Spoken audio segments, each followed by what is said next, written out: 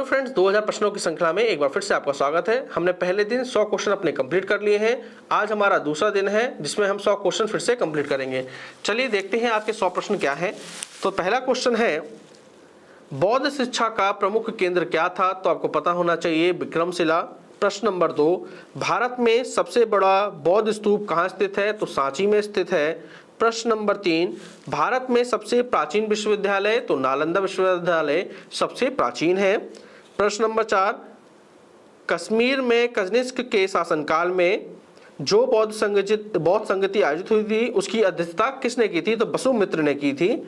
प्रश्न नंबर 5 की बात करें तो जैन धर्म श्वेतांबर एवं दिगंबर संप्रदायों में कब विभाजित हुआ? यानी कि किसके समय में? तो आपको पता होना चाहिए चंद्रगुप्त मौर्य के समय में विभाजित हुआ। प्रश्न नंबर 6 की बात करें तो जैन साहित्य को क्या कहा जाता है? तो जैन साहित्य को आगम कहा जाता है। प्रश्न नंबर 7, जैन ग्रंथ कल्पसूत्र के रचयिता कौन है? तो कल्पसूत्र के रचयिता हैं भद्रबाहु। प्रश्न नंबर 8, बुद्ध ने सर्वाधिक उपदेश कहाँ दिए? तो बुद्ध ने सर्वाधिक उपदेश श्रावस्ती में दिए। हम बात करें प्रश्न नंबर 9 की, बुद्ध चरित्र के रचनाकार कौन है? तो बुद्ध चरित्र के रचनाकार हैं अश्वघोष। ठीक है, आपको याद रखना है बुद्ध चरित्र के रचनाकार हैं अश्वघोष। ठीक है, और याद रखिएगा बुद्ध चरित्र को बौद्धों का रामायण भी कहा जाता है। प्रश्न नंबर 10 की बात करें तो महाविभाष शास्त्र के रचयिता कौन है? तो वो है वसुमित्र। प्रश्न नंबर 11, कौन सी बौद्ध रचना गीता के समान पवित्र मानी जाती है? तो धम्मपद गीता के समान पवित्र मानी जाती है। प्रश्न नंबर 12, किसके समय में बौद्ध धर्म स्पष्टतः दो स्वतंत्र संप्रदायों हीनयान और महायान में विभाजित हुआ था?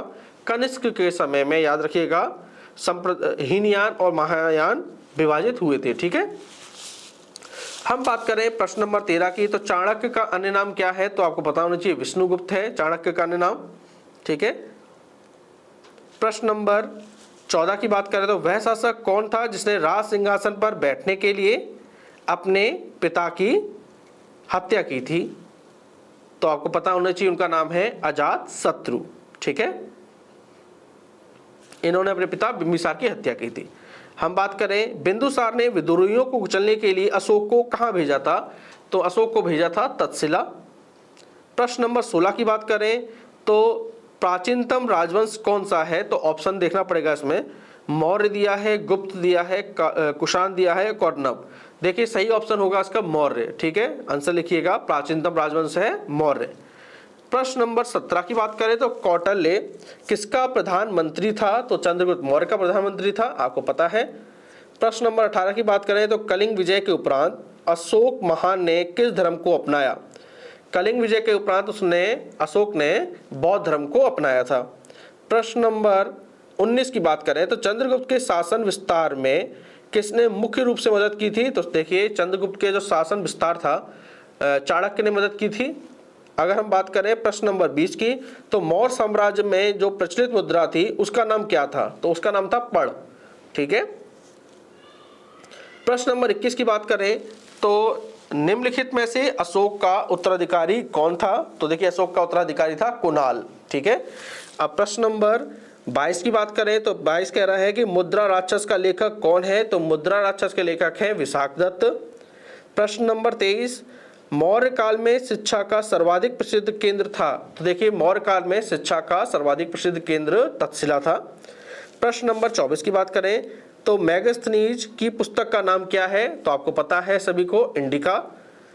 प्रश्न नंबर 25 की बात करें तो अशोक के शिलालेखों में प्रयुक्त भाषा थी? देखिए अशोक के शिलालेखों में प्राकृत भाषा का यूज किया जाता था। ठीक है, 25 प्रश्न आपके कंप्लीट हो चुके हैं। चलिए आगे बढ़ते हैं। अब प्रश्न नंबर 26 देखते हैं। प्रश्न नंबर 26 कह रहा है कि कौटिल्य के अर्थशास्त्र में किस पहलू पर प्रकाश डाला गया है? तो राजनीतिक जो नीतियां हैं उस पर प्रकाश डाला गया है। प्रश्न नंबर 27 देखिए, कौन सा क्षेत्र अशोक के साम्राज्य में सम्मिलित नहीं था? तो ऑप्शन से जाना पड़ेगा।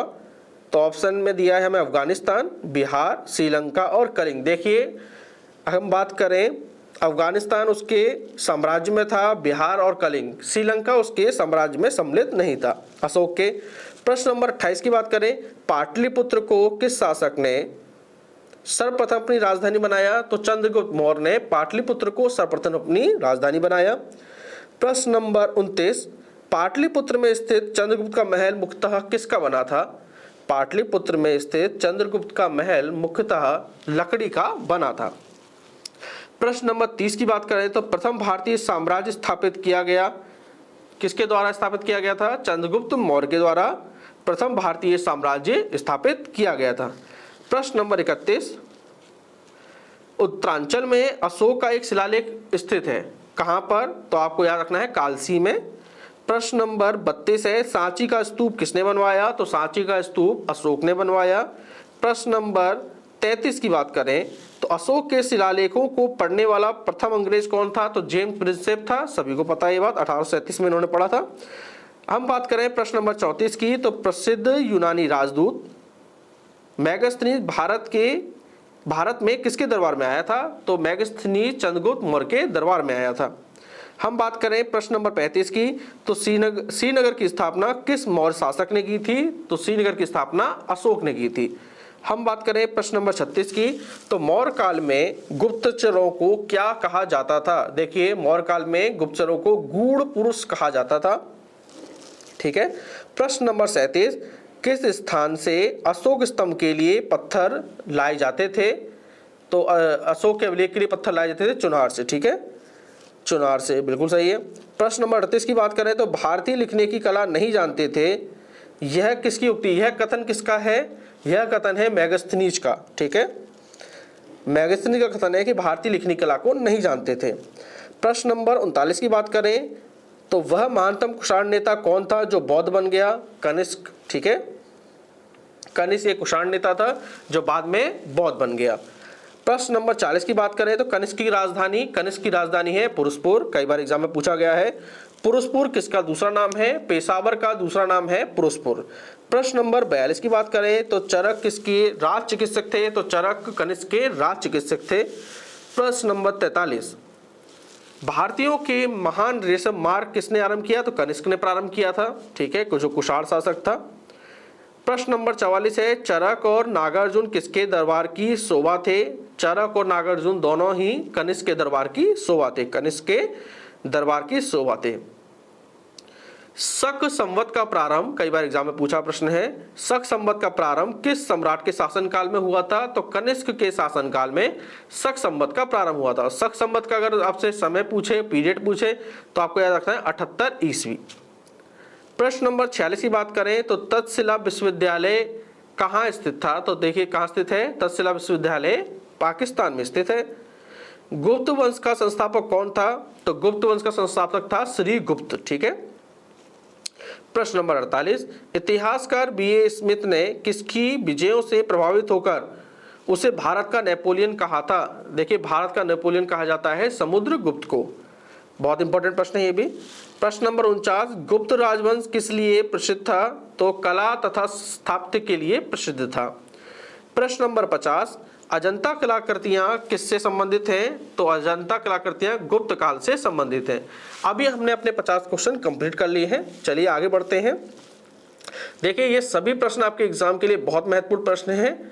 काफ़ी किताबों से हमने नोट से प्रीवियस ईयर से निकाले हुए प्रश्न हैं हमारे। ठीक है, तो इनको जरूर करके जाइएगा एग्जाम में।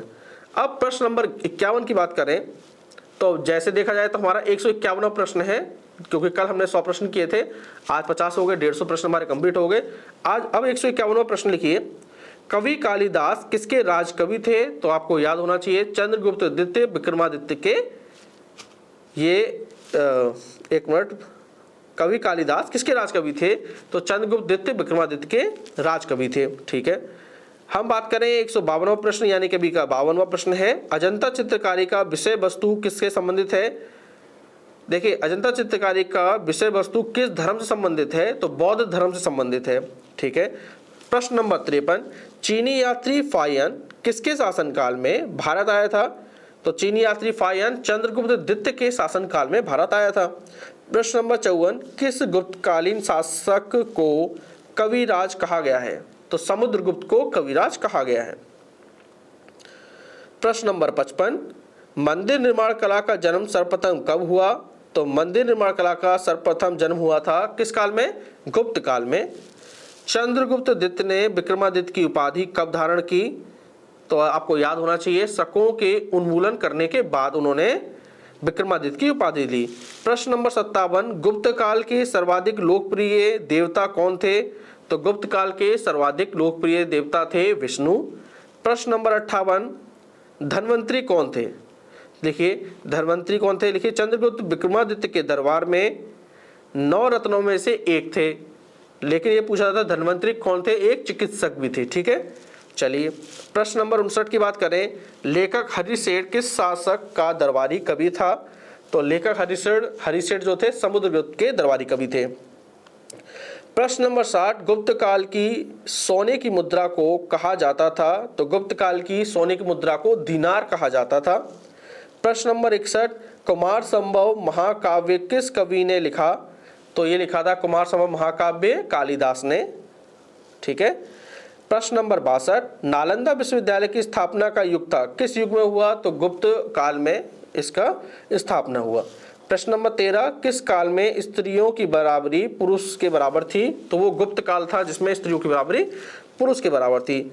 बाल विवाह की प्रथा आरंभ हुई थी किस काल में? तो देखिए गुप्त काल में बाल विवाह की प्रथा आरंभ हुई। ठीक है, चलिए प्रश्न नंबर हम बात करें 65 की, तो प्रश्न नंबर 65 है, हर्षचरित किसके द्वारा लिखी गई है? तो हर्षचरित लिखी गई है बाण भट्ट के द्वारा। प्रश्न नंबर 66, हर्षवर्धन के समय में कौन सा चीनी यात्री भारत आया? तो ह्वेन सांग जो था वो भारत आया। प्रश्न नंबर 67 है, बाण भट्ट किस सम्राट के राज दरबारी कवि थे? तो हर्षवर्धन के राज दरबारी कवि थे। प्रश्न नंबर 68, हर्ष की आत्मकथा किसने लिखी? तो हर्ष की आत्मकथा लिखी थी बाण भट्ट ने। प्रश्न नंबर 69 की बात करें तो वर्धन वंश की राजधानी थानेश्वर किस प्रदेश में स्थित है? वर्धन वंश की राजधानी थानेश्वर किस प्रदेश में स्थित है? तो थानेश्वर है इस समय हरियाणा में। हम बात करें प्रश्न नंबर 70 की, तो कन्नौज किस प्रदेश में स्थित है? कन्नौज उत्तर प्रदेश में स्थित है। प्रश्न नंबर 71, कुंभ मेला को प्रारंभ करने का श्रेय किसे दिया जाता है? बेहतरीन क्वेश्चन है ये, याद रखिएगा इसको, सुन लीजिए। कुंभ मेला को प्रारंभ करने का श्रेय किसे दिया जाता है? तो हर्षवर्धन को दिया जाता है।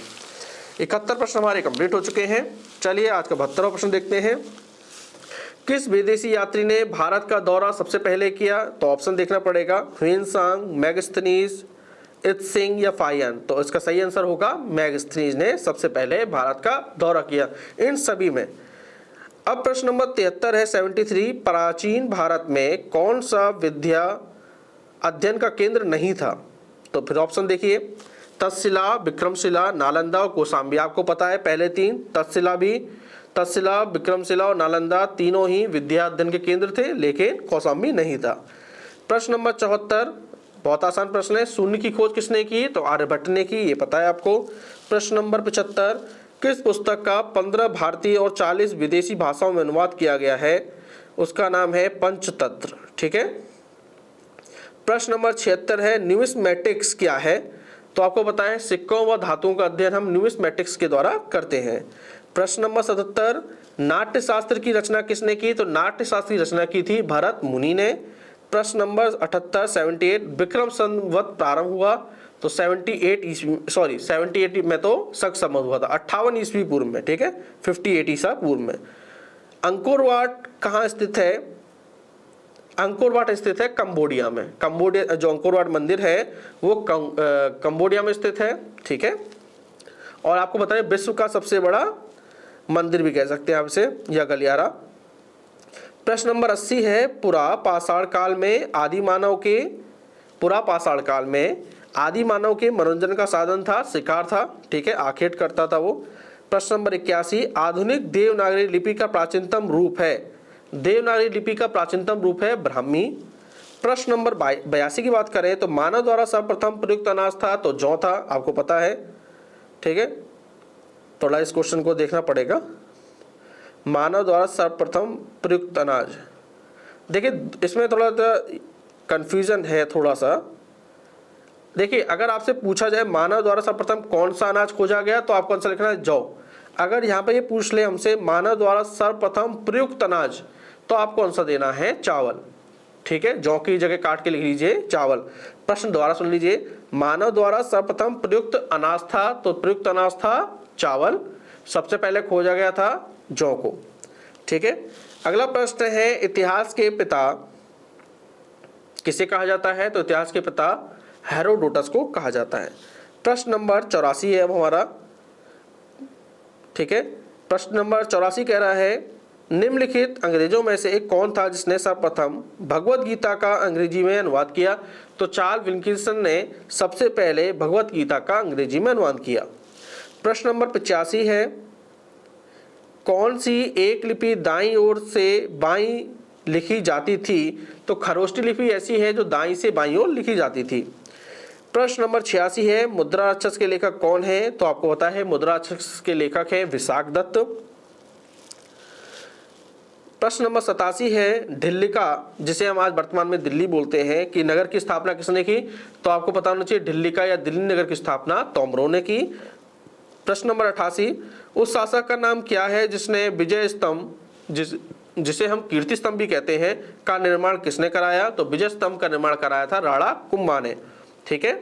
प्रश्न नंबर 89, भारत पर पहली बार आक्रमण करने वाला कौन था? तो भारत पर सबसे पहले आक्रमण किया था अरबों ने। प्रश्न नंबर 90, पृथ्वीराज रासो किसने लिखा था? तो पृथ्वीराज रासो लिखा था चंद्रबर दाई ने।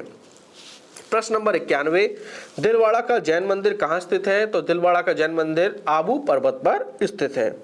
प्रश्न नंबर 93 की बात करें, प्रश्न नंबर 92 है, विजय स्तंभ कहाँ स्थित है? तो विजय स्तंभ स्थित है चित्तौड़गढ़ राजस्थान में। प्रश्न नंबर 93, सोमनाथ के मंदिर पर 1025 ईस्वी में महमूद गजनवी के आक्रमण के समय गुजरात का शासक कौन था? तो उस समय गुजरात का शासक था भीमदेव फर्स्ट। प्रश्न नंबर 94 की बात करें, ब्लैक पगोडा कहाँ है? तो ब्लैक पगोडा स्थित है कोणार्क में, ठीक है। प्रश्न नंबर 95, विक्रमशिला शिक्षा केंद्र के संस्थापक कौन थे? तो विक्रमशिला शिक्षा केंद्र के संस्थापक थे धर्मपाल। प्रश्न नंबर 96, गीत गोविंद के रचनाकार जयदेव, देखिए गीत गोविंद के रचनाकार है जयदेव, किसकी सभा को अलंकृत करते थे? तो ये लक्ष्मण सेन के दरबार में थे। प्रश्न नंबर 97 भारत के प्रथम आक्रमणकारी थे मोहम्मद बिन कासिम प्रथम आक्रमणकारी थे भारत पर। प्रश्न नंबर 98 की बात करें तो जगन्नाथ मंदिर किस राज्य में है? वेरी इंपॉर्टेंट क्वेश्चन है कि जगन्नाथ मंदिर किस राज्य में है? तो उड़ीसा राज्य में है। प्रश्न नंबर 99 की बात करें, पुरी में स्थित कोणार्क के विशाल सूर्य देव के मंदिर के निर्माता कौन थे? तो कोणार्क के जो सूर्य मंदिर है उसके निर्माता थे नरसिंह फर्स्ट, ठीक है। अब हमारा प्रश्न नंबर 100 आज का अंतिम प्रश्न है, पाल वंश का संस्थापक कौन था? तो पाल वंश का संस्थापक था गोपाल, ठीक है। तो हमारे 100 क्वेश्चन कंप्लीट हो चुके हैं, यानी कि हमने अपने कंप्लीट 200 क्वेश्चनों को कंप्लीट कर लिया है, ठीक है। अब दोस्तों इन्हें जरूर रिवीजन कर लीजिएगा, 10 से 20 मिनट अपने जरूर निकालिएगा पूरे दिन में से। चलिए दोस्तों, हम मिलते हैं अपनी अगली क्लास में नए क्वेश्चनों के साथ। दोस्तों आपसे रिक्वेस्ट है, प्लीज़ इस चैनल को सब्सक्राइब जरूर करें। थैंक यू दोस्तों।